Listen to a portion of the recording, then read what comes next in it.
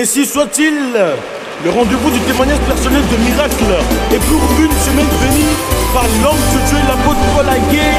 Amen. Bonjour à tous, que la grâce et la faveur du Seigneur vous soient multipliées en ce début de semaine. Nous bénissons Dieu pour vous tous qui êtes fidèles à cette émission, ainsi soit-il. Et nous sommes encouragés en voyant les témoignages que nous recevons de partout à travers le monde. Alors, cette semaine, je veux partager avec vous un cri de cœur. Peut-être, ça peut nous conduire à la semaine prochaine, si ça dépend. Alors, mon cri de cœur est biblique et en voyant la vie des chrétiens, notre vie aujourd'hui, je vois que mon cri de cœur est aussi fondé. Nous allons prendre, d'abord pour commencer, un passage biblique, Galates. Dans Galates chapitre 2, verset 21, qui nous dit ceci. Je ne rejette pas la grâce de Dieu, car si la justice s'obtient par la loi, Christ est donc mort pour rien. Alors mon cri de cœur est ceci, Christ n'est pas mort pour rien. Ou je peux mettre ça aussi sous forme d'une interrogation, Christ est-il mort pour rien? Alors, si nous regardons la Bible, je peux dire que Christ est mort pour un but. Il est mort pour quelque chose.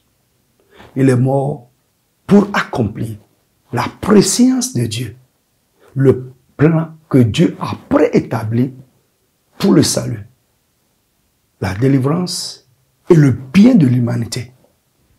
Mais quand nous regardons aujourd'hui notre vie, la vie des chrétiens, je me pose vraiment la question de savoir, est-ce que réellement ce que la Bible dit, le but de la mort de Christ, est-ce qu'on voit ça dans nos vies aujourd'hui? Bien-aimés, ailleurs, si nous allons dans 1 Corinthiens chapitre 15, verset 2, la Bible nous dit, votre foi, si telle chose ne se passe pas, alors votre foi est vaine. Je veux dire, si ce qui invalide la mort de Christ invalide aussi notre foi. Parce que le but de notre foi est que les choses pour lesquelles Christ est mort, on puisse voir ces choses dans notre vie. Alors, aujourd'hui, mon frère, passons un peu à l'écriture. La Bible nous dit premièrement que Christ est mort pour le pardon de nos péchés. C'est vrai, ça c'est abstrait. Est-ce que tu vois? Christ est mort pour notre justification. Christ est mort pour nous donner la vie. Tout ça, d'accord. C'est des choses abstraites. Nous ne pouvons pas vérifier. Ce n'est pas palpable. Ce n'est pas vérifiable. Ce n'est pas quantifiable. Mais il y a des choses concrètes pour lesquelles la Bible nous dit que Jésus-Christ est mort.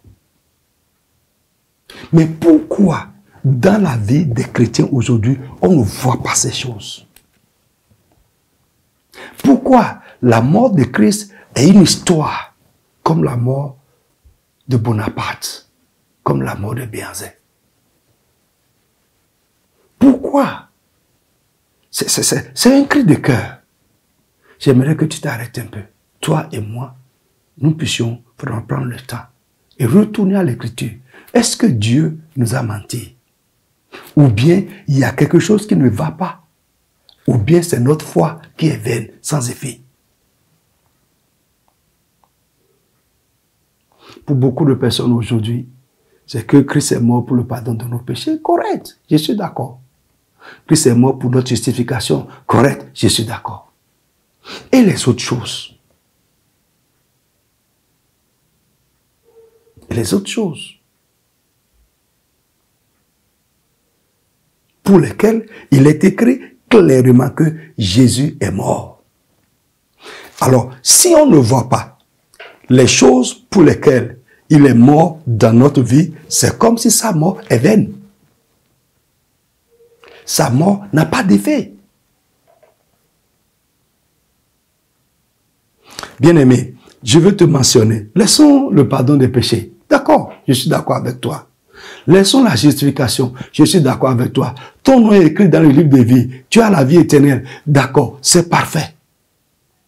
Et ce que nous pouvons vérifier, ce que les gens vont voir dans ta vie pour vraiment témoigner que vraiment Jésus est mort pour toi.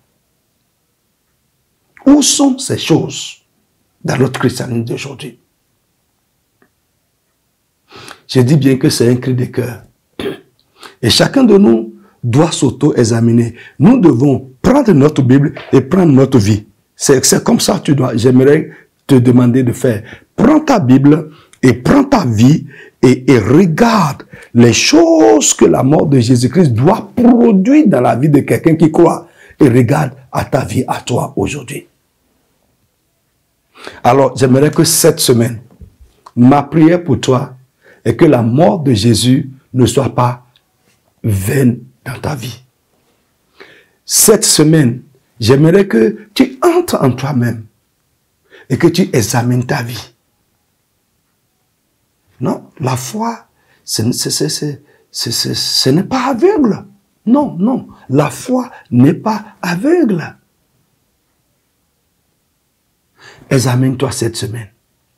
Regarde, bien-aimé, j'aimerais que tu me suives sur 2 semaines.